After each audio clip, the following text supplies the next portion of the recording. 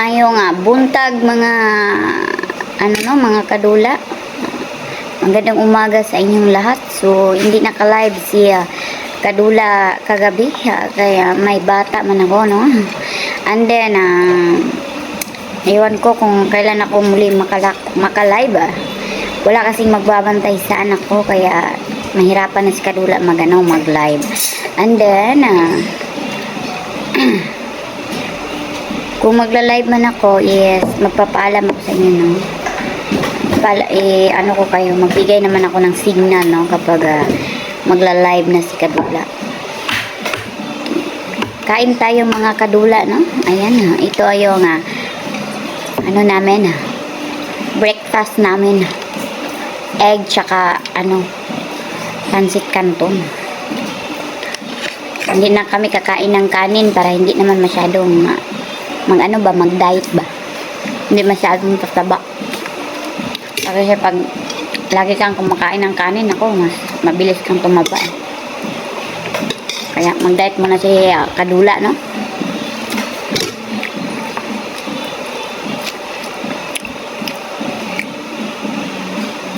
Oy.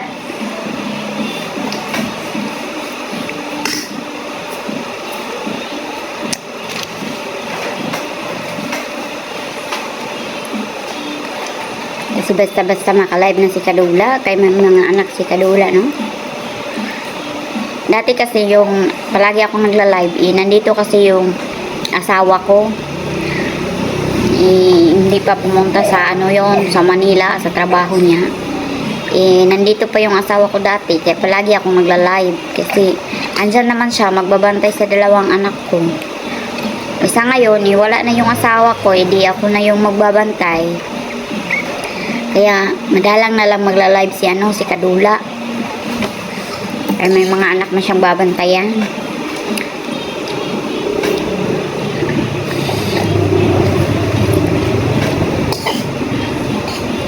Pero pag nandyan lang kayo palagi mga kadula, mabilis lang naman tumakbo yung buwan or araw, no? Kaya malay nyo, pag gising nyo, malaki na tong anak ko. Pag na to, marunong na siyang tumayo, pwede ko na tong iwan sa dalawa sila ng manong niya doon sa kwarto kasi hindi naman sila mag-aaway. Sa ngayon, hindi pa naman siya marunong tumayo Mag-ano pa lang. Kaya hindi pa ako makaiwan sa kanya kay malaki naman yung manong niya and then siya maliit pa. Pero hindi pa marunong tumayo. Mabuti sana kung marunong na siyang tumayo